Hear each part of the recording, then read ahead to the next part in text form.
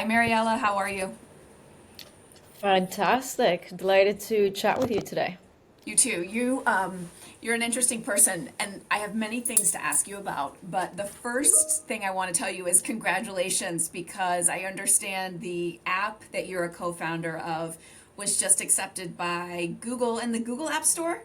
Is that right? Yes, for pre-order. And the we're just waiting to hear from Apple, hopefully either today or tomorrow. Fingers crossed. Okay, so the app is synaptic.ai. Yes. And it is, I think, the answer to the dreams I've been having.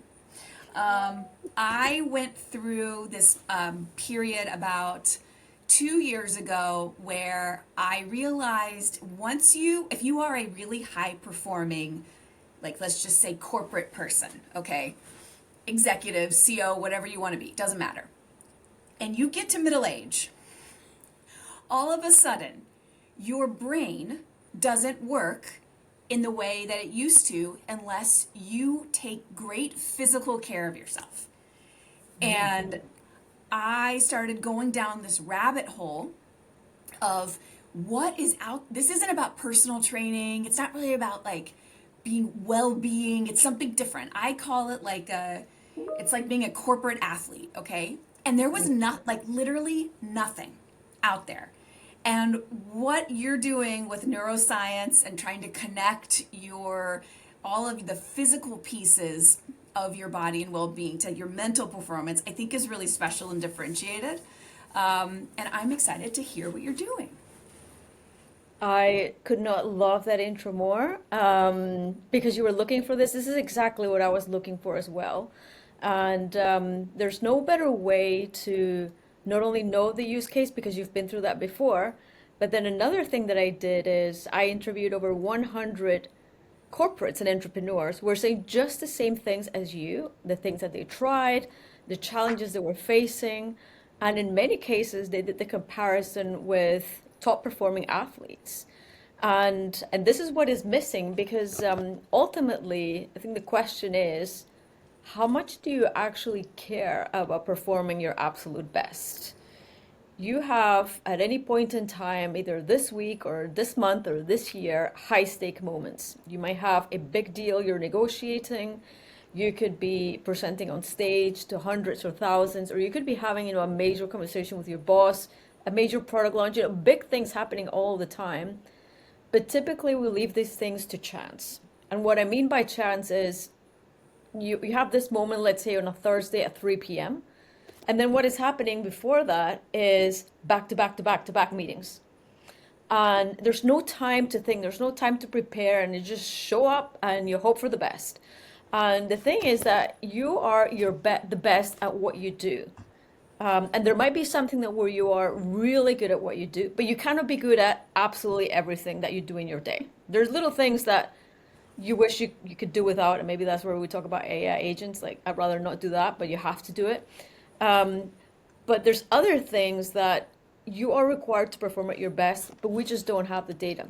When you think about corporate athlete, I mean, when you think about top performing athletes, their coaches with them, everything is being Mhm. measured, and their sole focus of the coach is to maximize the performance of the athlete, increasing the likelihood of winning at any point in time. And that means looking at the environment, looking at the opponents, at the biomarkers. Nothing goes unmeasured.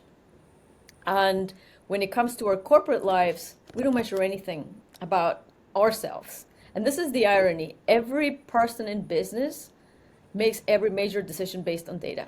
There's no decision that you don't consider some sort of data. And so, why is it that when it comes to not just our overall health, but our brain performance, we are happy to go along without any data, not knowing anything, and we just Mhm. show up and we leave it to chance? So, let's flip the script. And when you're preparing for those big moments, how about not only knowing what you need to do in preparation, but knowing that you have the biomarkers and your all the conditions optimized so that when you do get to that stage, you're going to be at your absolute best. And this is where Synaptic comes in. Yeah. So tell me, what is the solution? What are you guys looking at? Maybe we start with biomarkers, or you tell me. I'm looking at the website, and it was sleep biomarkers. I was like, yes, yes, yes, all of those things. And I've kind of jerry rigged some, I have like an aura ring. I've got like functional training. I've like tracking my sleep. I've done, I haven't done the function test, but I've done like the test, the blood panel that they look at 500 things. Like, so what are you guys looking at in service of this bigger goal? This is going to be a multi-rollout when it comes to biomarkers. And the first phase is translating. So when I went through a major health crash and I was looking for solutions myself, I couldn't find anything like this. I'm still using the Whoop. The Aura doesn't fit me. I did try it, but they don't cater for people with very thin fingers, so it didn't quite actually work for me on the reading. But I was getting a lot of test panel test results because I was going to the ER very frequently anyway, so I was getting these tests all the time. But when it came to the actual solutions and what I had to do, the doctors that were seeing, there were quite a few experts that were looking at that were trying to treat me. They were not in the business of curing me, and this is the business of failure. And when it comes to the healthcare system, because a patient cured is a customer lost. So I didn't know this until I heard Daniel Amen in one of his podcasts. I don't know if you know Daniel Amen, top I think psychiatrist in the U.S. And he was explaining the concept of managed care, which means it is for profit. And so what I started doing is, well, I'm not going to be curing myself. So why don't I take the next step and get to the data of what these doctors should be doing the next step to do the diagnosis and then move to the treatment. And then I started speaking to them. And then I started going to their textbooks. And then I started going to the digging continued. And then when I was looking at the neuroscience books, the clinical papers, it was so painful to read, Lauren, because neuroscience researcher or somebody who manages a lab, they write the research for other lab workers or academics because they're peer reviewing. And when I'm a busy professional and I don't just have time for this, like just give me the answer. I don't want to read a paper of 100 pages long that says here's what you should do, but there's about 99% saying all the reasons why you should not do it. And so I started speaking to the neuroscientists, filtering through the papers, making sure there was no mice based results, that any distortion when it comes to pharma funding was removed, and a few other things. So all of this started to be cleansed, and I started developing the protocols. So the protocols we're starting are four of them, four protocols. The sleep protocol is the absolute essential. If you don't have sleep, like none of them are going to work. The other one is focus and productivity. The focus includes flow states, protocols to get you into flow state, to stay in flow state longer. Resilience protocol. And then there's another one, which is a little bit of a general well-being, but that one is being still worked on because it's becoming too broad. But those are the three that are coming in the first version of the beta. Now, where it's going to get exciting post the beta is that when the biomarkers get integrated and the AI gets integrated, you're starting to get neuroscience AI precision. So it's going to be ultimately optimized on what's happening, not just on your biomarkers over time, but every day. And this is when the AI starts becoming proactive. And imagine you have that big meeting again, Lauren, next Thursday, and you didn't get a good sleep the couple of nights before. Your diet, let's say, wasn't the best, or your stress level, something happened that you weren't expecting. Your stress levels are particularly high. This is when it's going to start telling you in advance in a proactive way, hey, this is happening, watch out or alert. And this is when you might start to becoming more thoughtful of, okay, what do I do with this in terms of my day and what things I'm going to tackle or what things I should change. So that's the most exciting part. The protocols are split between bust and boost. Bust meaning the things that you have to stop, and boost are the things that you want to start doing. I because we love that sabotage simplicity. ourselves so Yeah, much. so good. The bust and And boost. unless you do the bust first, then you're never going to get to the boost. So Hmm. sometimes it comes just the awareness of the little things, the little habits we do every day that are sabotaging ourselves. Give me a habit of what might one of those tiny saboteurs be? I think the major one in the interviews is the lack of a wind down for sleep. And this is one of the major shifts when it comes to sleep because what happens is, let's say you have, back in your corporate job, probably you start your day, you start with meetings. By 5, 6, you're still having meetings. So your day actually starts, your working time actually starts after the meetings, which is, let's say, 6, 7. And so you're still working, you're carrying all the tasks from all the meetings or all the things you didn't carry into the evening. And then at some point, you're so exhausted, you go to bed, but you either didn't finish everything or you're thinking about the next day. You're thinking about that big thing or something that's still circling in your head that somebody told you, and you're like, and you just get back into that. And there was no time for the wind down. And then you never get that restful, restorative sleep that, could make such a huge difference in the rest of your next day or your week because we didn't create time for the wind down. Yeah. And we just sacrifice it because we think, well, I don't have time for that. You don't. You just have to cram it and cram it and cram it and cram it Yeah. into your time. I mean, honestly, like it's one of the reasons why I never went back and got a real job. Like, so my story is you and I have met and talked. I don't know if you know my story. I was MXBCG, I did the 90-hour burnout thing. My thesis on that, by the way, is all of us that get to the like engagement manager level, we all started when we were like 11. And that's 20 odd years of high burn and high achievement. And that like gets to you. And I left, I went and took a job at Dell. And when I was there, I was like, leading different things. But all of a sudden, it wasn't like I had 90-hour weeks. I had 60-hour weeks. But I was in meetings from 7:30 in the morning until 6 o'clock at night, and then from 7 until 11 was when I did all the work. And so what I realized was like, oh, wait a second. Every time you get promoted, that gets worse. All of a sudden now you have a 5 a.m. meeting because you have a team in Japan, and you have a 10 p.m. meeting because you have, it's like, it's worse and worse. And so I started doing this independent thing, and about halfway through, I was like, should I just like go back and get it? And I was like, no, I physically like cannot, my body couldn't handle it then, let alone when I was a bit older. And it's one of the reasons I've kind of chugged along as an independent was because like I just didn't physically have the capability to have that kind of stamina. But you're right, like everybody, my clients, I see what they do.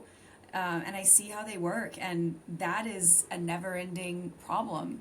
Um, it's so cool to hear that you guys are taking this on because I can only imagine the amount of complexity that you've had to do to one, go and learn to speak science, and then learn to sort through, well, what science is good science versus tainted science, and then how do we Mhm. put that into, get that as simple as, what was it, boosts and busts? Like, how do you go from neuroscience journals to boosts and busts? Like, that's an incredible amount of distillation that you and the team must have gone through. Thank you so much, and thank you for sharing that story. It's not that uncommon. And with consultants, you said Monday through Friday, but you're probably working also on the Yeah. weekends, right? The Oh 7 no, a.m. as a meeting on a consultant, yeah, that's how Saturday. you get from 60 to 90 is like you don't, Yeah, yeah. it's insane. Yeah. And client calls at midnight, you have to take the call. Always on, right? This sort of Hmm. pressure to take calls all the time. Um, I think, to some extent people are changing, but the thing that the nice thing is there's over the past couple of years with things like, and I don't like this word, I think really we should change this term, biohacking. I think it needs a bit of a PR. That term is not working, but things like longevity, things like neuroscience,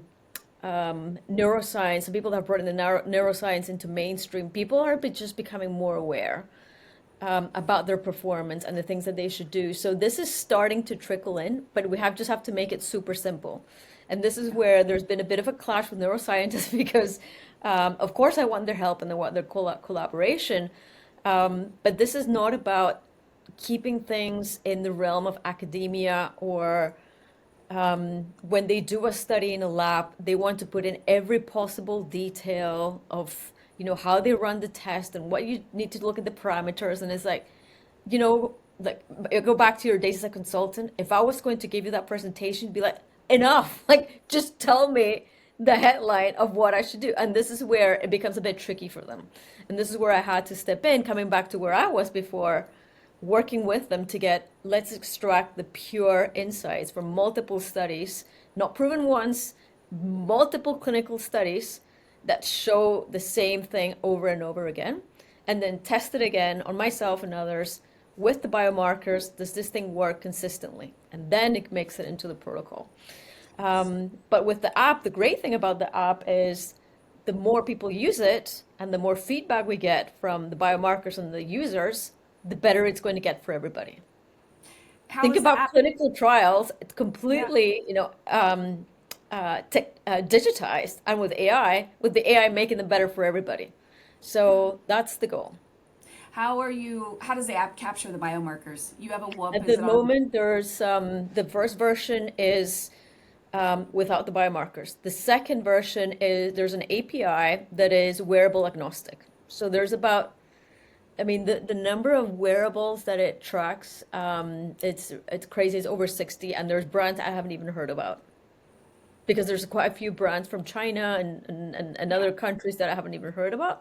But all the mainstream ones, obviously, Apple, Oura Ring, pardon, Whoop, others are already included. So you're able to upload that into the performance, and then that feeds into the protocols as well as the brain health quiz. In your work, did you and the team look at learnings from professional athletes at all? Totally, absolutely. This was a big source of inspiration because this was sort of more of the how we're going to build this. And it's in a way in which this app just wants you to win no matter what. Think about it as there's always with you, it's always your coach, but not in a sort of high pressure, hey Lauren, you have to do this, you have to win. It's there to give you all the information you need throughout your day, as part of the design. And there's going to be an option where you're going to have this coach is called N1. N1 is in sample of one. It's only about you. You're unique in every possible way.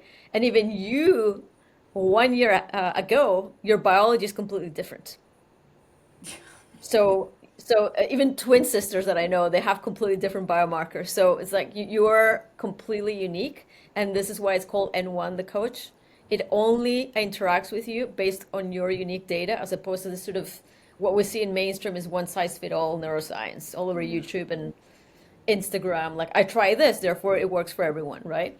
So N1 is going to be the coach, and it's going to interact with you on a one-to-one basis. That's awesome. And it captures the spirit of the top athlete coach. So if, all right, so if the kind of obvious learning do differently from the corporate world was the wind down, did you have a similar like insight or aha from the professional athlete crowd that was different? Because like that, I can imagine like they're not in meetings all day long; they're physically doing things. Was there something there? I think there's quite a few. I'm trying to just quote a few of the authors of the books that are published by these top athlete coaches, and they speak about their clients on a one by one basis because not only is everything very different from one sport to the other, but they speak about their clients on an individual basis. But ultimately, it's all about measurement. It's all about the specific things that they're working. And there's one thing that is under that is not talked about enough, which is the mindset and the subconscious programming for some of these athletes. So things like visualization, it's huge. And it's so common in athletes because if you think about the visualization when they're going on, if you think about a tennis player and they're about to play their opponent, They run through all of the things that this opponent does, all the typical moves, what they can anticipate in the court, and then they play back on their heads of how they're going to tackle it. Because by the time they enter the court, it's a replay. They've already done it in their heads. So they already know what to anticipate. And this is why visualization helps in so many ways for athletes. And also this sort of subconscious programming to win. And it starts with, it's not just before the game, it's a kind of consistent process so that you form your neural pathways over time, to get you to that mindset of constantly winning and becoming consistent. And this is a very long process. It's not something that you just build overnight. Yeah. You have to go against a lot of your internal negative thoughts and all those things. This is the area of, neuroscience where anatomy is not necessarily the best, neurobiology is not necessarily the best way to explain it. But it's something that top athlete coaches do. And the power, when I think about it in the corporate world, would be huge if we did Yeah. things like this. I mean, the closest thing I can think of, I'm just like N of one, me. The closest thing I can think, like I don't visualize a meeting and this what success looks like. Like this person will say that, and then we'll say this, or like basically run the play. The play is discussion and how you're going to facilitate the discussion, and what data you bring or what insights you show and in what order. But I never ever do that. At least not how you're describing it. What I do though is if I have a big meeting with like a steer co or a group of decision makers or influencers, senior people, we're not going into a meeting ever without understanding what everyone is going to say in that meeting, right? Like it's like I've done all of the diligence of having the private meetings and having the alignment cycles up and down, and I go in knowing this person thinks this and this person thinks that, and those two things are going to clash, right? So I have at least gotten that far, but I've never gone the step to say, oh, Joe's going to say that, and then Sarah's going to say that, and then what are, like that step I haven't taken. That I think is a good thing to fit in once you have created space and rest in your time to have that prep time prior to the session. Well, cool. Okay, so synaptic.ai on Google for all of the Android users, but looking forward to it for us iPhone users soon. I'd love Yeah, to be go part of it. get to the website, synaptic.ai, and then you'll get the email with all the sign up instructions. When Apple's ready, you'll get that as well. Okay, so great. So this was not intended to be a conversation, to be an advertisement. I just got geeky into this, and I was like, oh, we got to talk about it. Okay, you though also have spoken to many fractional executives, and you have been a fractional executive yourself. Were you a fractional COO while you were going on this synaptic journey and acting as the co-founder and doing all this work? Were you parallel processing these things? In my head, yes. Okay. So I've always the thing about being a builder. So I describe myself above all things as being a builder is you always have a problem to solve. So no matter what you're doing, I could be driving a car, I could be doing anything. You're always thinking about this big problem you're trying to solve. So that's something that I always had in the background, and that translated to books, audiobooks, podcasts, listening to all sorts of things and talking to people to learn, collaborate, and things like that. But in the bulk of the day was okay, let's get the work done, which was around the fractional work, and it was probably during the day, and not like you describe your corporate days, because that was something I became. And I'm interested to hear how you did it. But when I made the shift from corporate, I was a lot more judicious about my time and how I invested my time. And this is one of the great things about fractional work is that you have a lot more autonomy and control over your terms, how you work and what you put forward to your clients. So I think that was a welcome shift. And I designed around that schedule also enough time to think about how I was going to develop the app.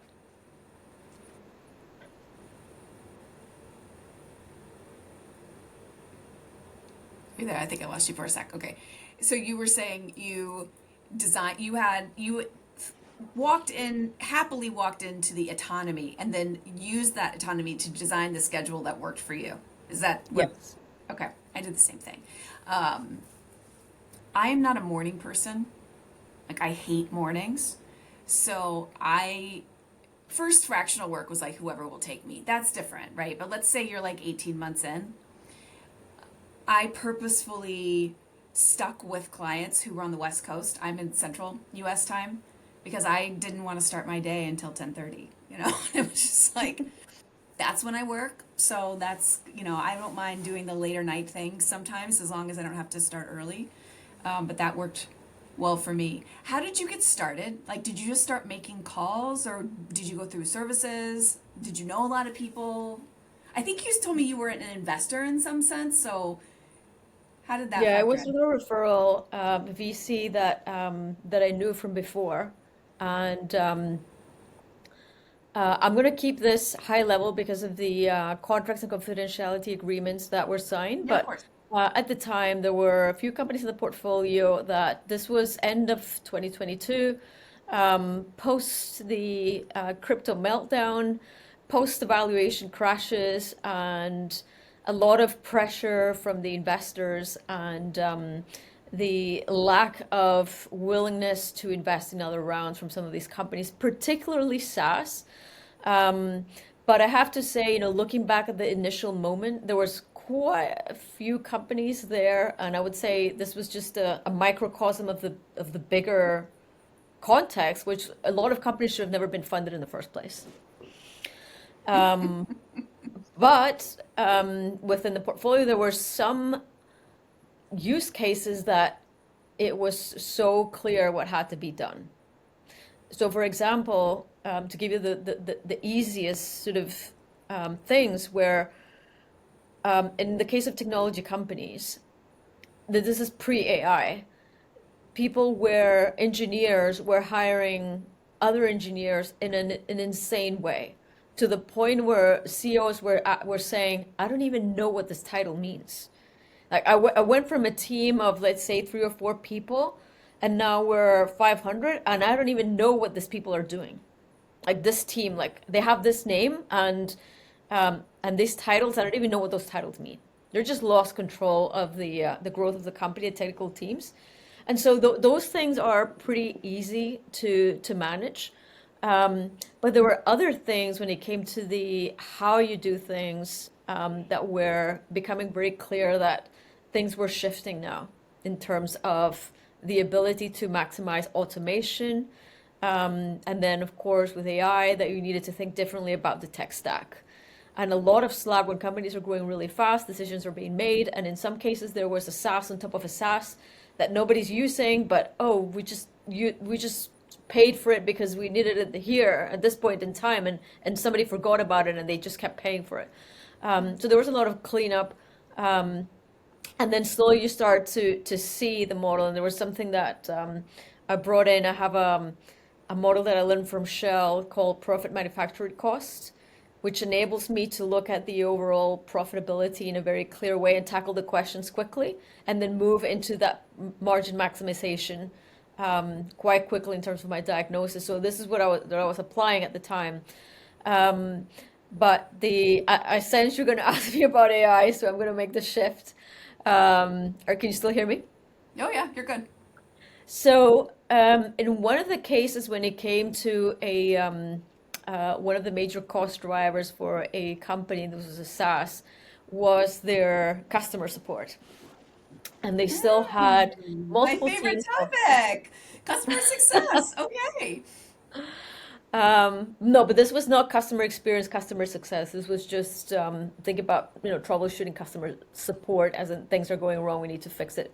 Um, Yeah, yeah, okay. that type of thing, not the value side. And they had multiple offshore teams. The SLAs were different, so that became streamlined. But then the obvious test was to look at some of the chatbots, which then were becoming less rules based, and we're looking at some of the AI, and started experimenting with voice flow, without even knowing I was getting into the agent world. And it was one of the most frustrating things I've ever done. It was so clunky. There were so many mistakes. I thought I knew what I was doing. I brought in other people to help me. They thought they knew what they were doing, and there was just mistake over mistake. And we just went through so many different iterations. But every time we were learning what was happening and what had to be different. And then we were starting to change the tech stack, trying different things. And then things started working. But then with the rollout of multiple AI tools, it's almost like every single week things are getting easier and easier. It's incredible. Like what you know this week still today, next week is always going to change. So you have to be constantly challenging assumptions, but the good news is things are getting so much easier almost by the day that I think back at those days, all the things that we were working around and testing, and it's almost like already done for us today. So there's And going to this be a is with point. like Go ahead. layering.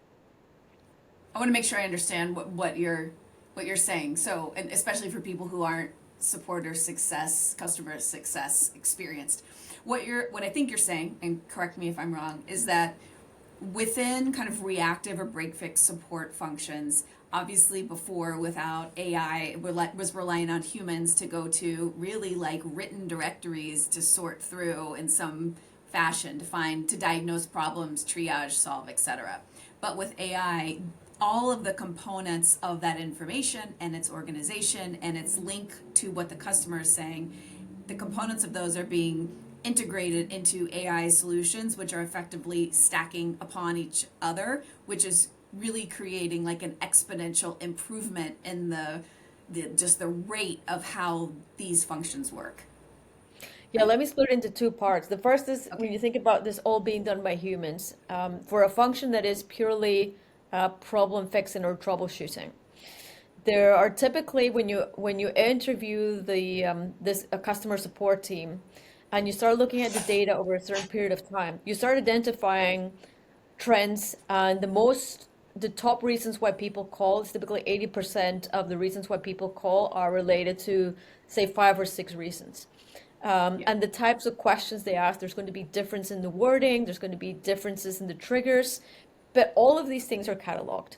So when somebody comes in and they're being trained, you have a library of data they can use. They have types of responses they can use. They have ways of troubleshooting that they can use. And when you think about it, this is all documented. Mm-hmm. So it's already data that exists. And every time there's a call, it's being recorded, there's transcripts, the data keeps getting richer, it keeps getting better. So all the data is already there. So all you're doing is feeding it the data. Now, the second part is how do you want this agent to interact with your clients? So you want them to be polite. You want them to be asking a lot of questions. You want them to make sure they're asking the right questions. You want to make sure that every point in time when they get a step done, that the customer is satisfied. Ask them, are you happy with this? And then the next one and the next one. And you give them a personality. You give them your values of how you want them to feel, how you want them to interact. So that's all sort of the soft training. You do the same thing with an agent. You give them expectations of how they should treat the customer and what language to use. So all of those things also are factored in. And you give them a definition of success. So you're not done until, for instance, for this type of question, all of these things are being solved. And you ask the customer, and then the customer gives you a specific response. And then, as you do with the rules-based chatbots, sometimes there's a survey.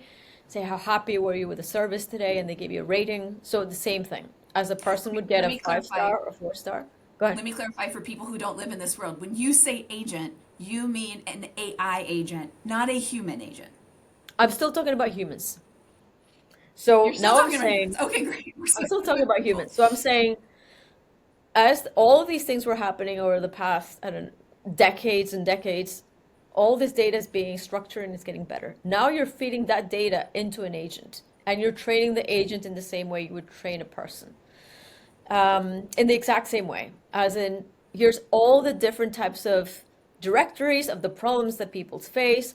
This is how we solve this particular query. This is the type of troubleshooting you want to do for this problem. This is how we want you to speak to the customer. know the values, be courteous, make sure that they're being happy with every step that you take. Take a feedback support and take the feedback loop so every time it keeps getting better. Now you're doing the same thing with agents.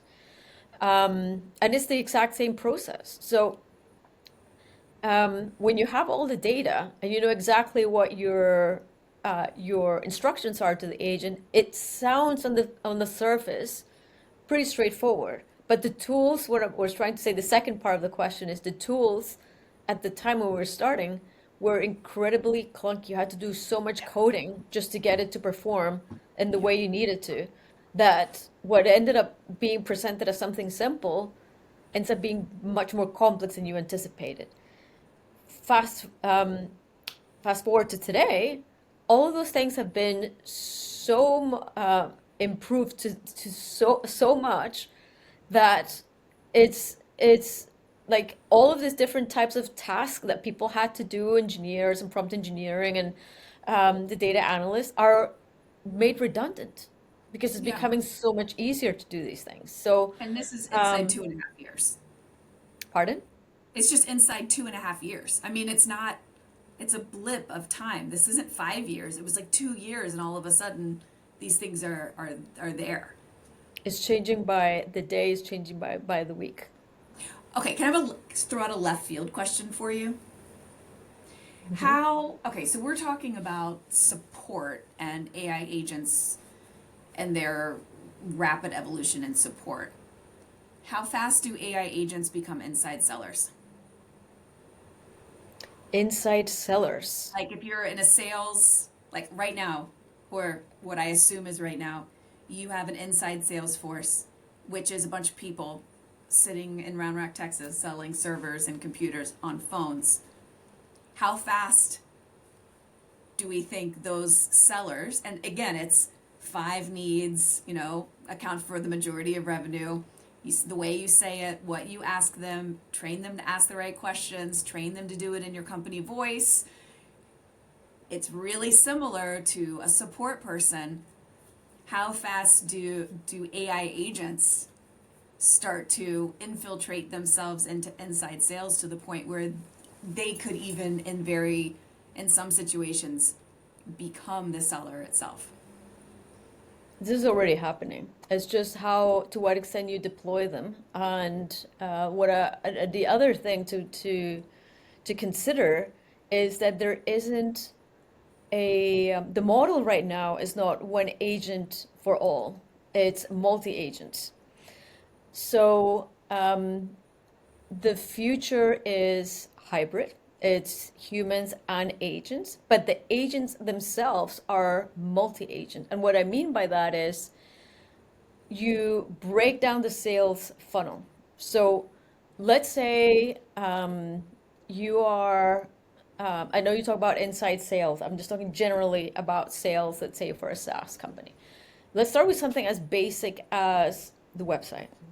Okay, so you're driving all your leads, all your distribution channels to the website or websites for conversion in order to capture email and then start the sales process. When you have the website and you're testing for maximization of conversion, you have to test every aspect. You have to test the copy, you have to test the structure of the website, you have to test some of the videos, the testimonials, everything, and the design itself. Now, today, when you think about humans, the designer is not necessarily the copywriter. Right. The person who understands navigation and the back end of the website, the capture of email, the capture of leads, the capture of, the automation behind the scenes, like the newsletters and things like that, is a different person. So now the agent could be called the website conversion maximizer. Okay, Okay. so what that means is it takes multiple tasks. The first is, and I'm already testing a tool for fractionals, by the way, that does this. So problem with fractionals is they leave the corporate world and then they enter this mindset of scarcity. What I mean by that is I don't want to spend too much money. I'm going to do everything on the cheap fully, meaning the cheapest possible website. I'm going to get somebody from Fiverr. I'm going to get a website for 60 um, and that will get me the website done. But again, the designer of Fiverr is not a copywriter. He's not hired to maximize your conversion. And the agent does separate tasks. The first is it's going to ask questions in terms of the goals. It could compare the highest performing websites from a conversion perspective of that particular field. Let's say it's a fractional on a CTO fractional. What is the highest converting website for a CTO fractional? Learn from that what makes the conversion so high, and start to repurpose that content for this particular person. Okay, so it writes the copy. It then writes the code, and then it changes the testimonials. Boom, to whatever testimonials you have, and it's done. Okay, then the next step is, let's say, newsletter management. That's another agent. So this agent can now recruit, because now the agents are talking to each other, the agent workforce. This agent can now recruit the newsletter agent, which is a different specialty. What you don't want to do is create an agent that is so complex because it manages so many tasks that then it starts failing. But the agents do need to speak to each other. So in this example, you have the website conversion maximizer, then the newsletter agent, and then there's another one which, let's say, it's on the sales, and I mean, I'm not going in a linear fashion through the model to the sales funnel. Let's say there's another agent that manages customer interactions, and he's fully trained to manage objections. Every possible objection, everything that customers tried is already trained, and it knows the perfect best answer to every objection. So it's already trained for that. But this agent is not the same guy that did your website conversion. They're just hiring each other. Yeah, they're able to learn the best from what happened and they automatically talk to each other, which is, I think, the problem with humans. It's the passage of information from one human to another is beautiful and messy, and at least in some of these tasks, I mean, like, I see the value of having these agents. I love this idea of sales. I was at this big conference. It was like a customer success conference. I don't know, like 5,000 people in Vegas, and the keynote was about the leader of this research organization's belief in the evolution of AI, and moving from, right now AI is primarily generative. That's how most people are experiencing it, but it's rapidly moving to agentic, and what that means is, your customer success people are going to become that, and then your salespeople. And then he was like, well, what happens when the machine is selling to the machine, and the procurement is agentic too, and like, how do those decisions get made? And everyone just went like, your marbles were rattling around inside your brain. But he really like pushed my thinking on this. And I don't do this work myself. I just intellectually think it's super interesting. So thanks for taking me through that, and kind of helping bring some concrete vision into how this is starting to work with companies, for many of which there are clients. Well, this has been a fantastic conversation, and you said you were in the UK right now to me before the call, which I'm very jealous about, which means it's well past your dinner time. Where are you? Where can people find you? LinkedIn? You have a really Yes, active so LinkedIn. please You're talking connect all with about me. this stuff. Please connect with me. I'd love to hear from you and any of this that we've discussed today, your thoughts, questions. LinkedIn, Mariela Hunter. Please go ahead and check out synaptic.ai, and that's synaptic with two P's because it's a play within synapses and app. Yeah. .ai. Let me know what you think. I would love to get more folks into the beta and get your feedback. Also check out fractionalshq.com, and that's for the agents that we're building to help fractionals grow and get started, and also corporates that are going through programs of redundancy. You don't want to help out executives and give them options. So yeah, we'd love to hear from you, and do get in touch. Yeah, I'll check that out. I haven't yet. That's great for a lot of people that I interact with who are fractionals. A lot of people too that like, we do this one very specific type of fractional work. But there's so many more that I talk to now. I think they'll really benefit from that. So thank you, Mariela. Have a wonderful evening, and that's it. Thank you so much. I enjoyed the conversation.